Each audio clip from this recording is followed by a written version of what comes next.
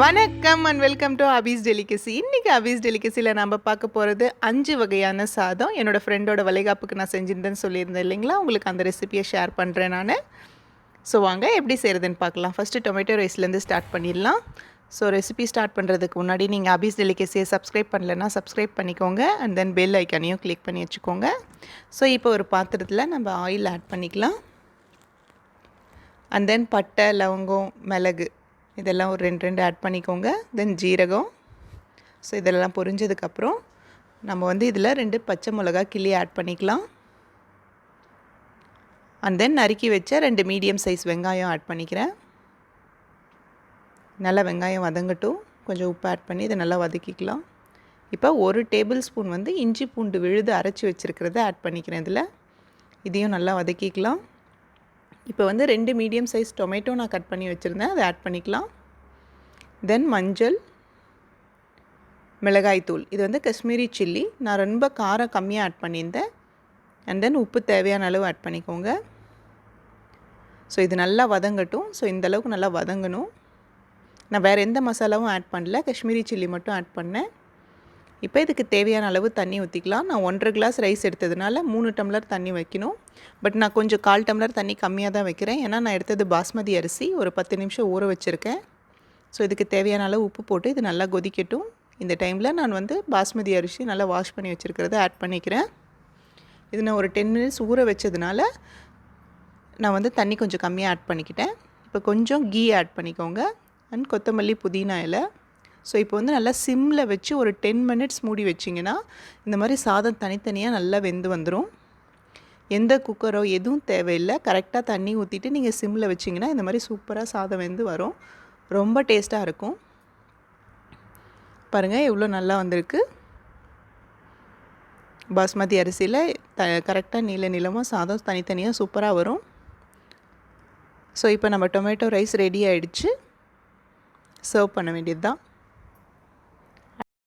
Next நம்ம செய்ய போகிறது கீரை சாதம். புதினா, கொத்தமல்லி இதெல்லாம் வச்சு ஒரு கீரை சாதம் செஞ்சுருந்தேன். ரொம்ப ஈஸியாக செஞ்சிடலாம். வாங்க எப்படி செய்கிறதுன்னு பார்க்கலாம். இதுக்கு புதினா, கொத்தமல்லி எல்லாம் நல்லா வாஷ் பண்ணி வச்சுக்கோங்க. இந்த மாதிரி எடுத்து வச்சுட்டு ஒரு வெங்காயம், தக்காளி, 2 பச்சை மிளகா, சின்ன துண்டு இஞ்சி, ஒரு 5 பல் பூண்டு இதெல்லாம் நல்லா பேஸ்ட் பண்ணி வச்சுக்கலாம் கீரையோடு சேர்த்து.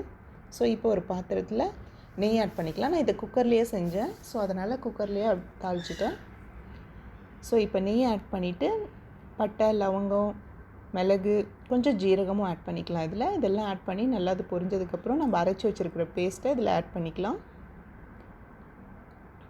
இந்த பேஸ்ட்டு பார்த்திங்கன்னா நல்லா வதங்கணும். கொஞ்சம் உப்பு ஆட் பண்ணிவிட்டு நல்லா வதக்கிடலாம். இதில் நான் காரம் ரொம்ப கம்மியாக ஆட் பண்ணியிருக்கேன். 2 பச்சை மிளகா தான். ஸோ கன்சீவ் ஆனவங்களுக்கு காரம் நிறையா கொடுக்கக்கூடாதுங்கிறதுனால. பட் நீங்கள் உங்களுக்கு காரம் நிறையா வேணும்னா நல்லா நிறைய காரம் இன்னும் 2 பச்சை மிளகாய் சேர்த்து அரைச்சிக்கலாம். வேறு எந்த மசாலாவும் தேவையில்லை. பாருங்கள் நல்லா எண்ணெய் பிரிஞ்சு வந்துடுச்சு. இந்த அளவுக்கு இது வதங்கினதுக்கப்புறம் இப்போ நான் வாஷ் பண்ணி வச்சுருக்கிற ஜீரக சம்பா அரிசியை ஆட் பண்ணிக்கிறேன்.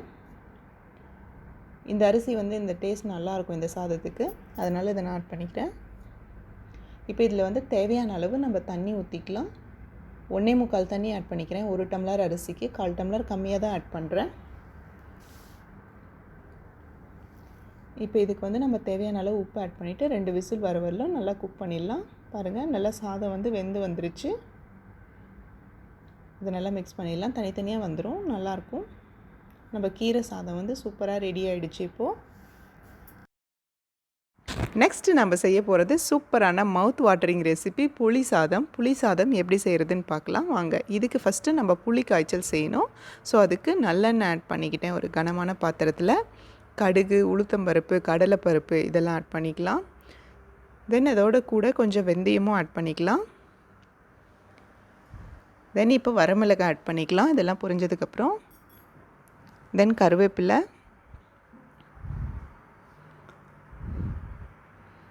ஸோ இப்போ நான் ஒரு கையளவுக்கு நாட்டு பூண்டு உரித்து வச்சுருக்கேன். அதை அப்படியே முழுசாக ஒரு கையளவுக்கு ஆட் பண்ணிக்கலாம்.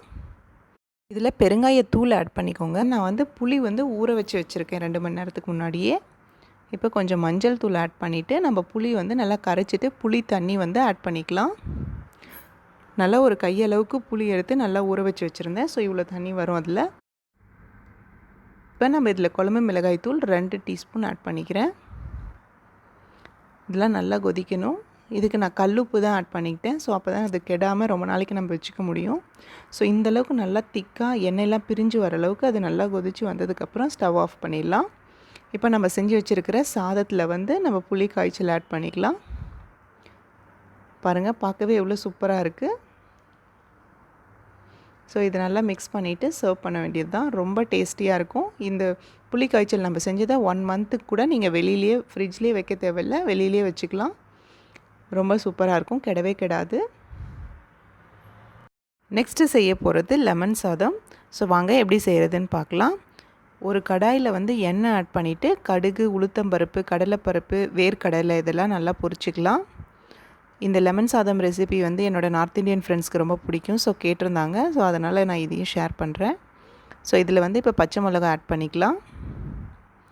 பச்சை மிளகாய் ஆட் பண்ணதுக்கப்புறம் கருவேப்பிலை அண்ட் தென் கொஞ்சம் மஞ்சள் பொடி ஆட் பண்ணிவிட்டு நான் 1 டேபிள் ஸ்பூன் அளவுக்கு லெமன் ஜூஸ் ஆட் பண்ணியிருக்கேன்.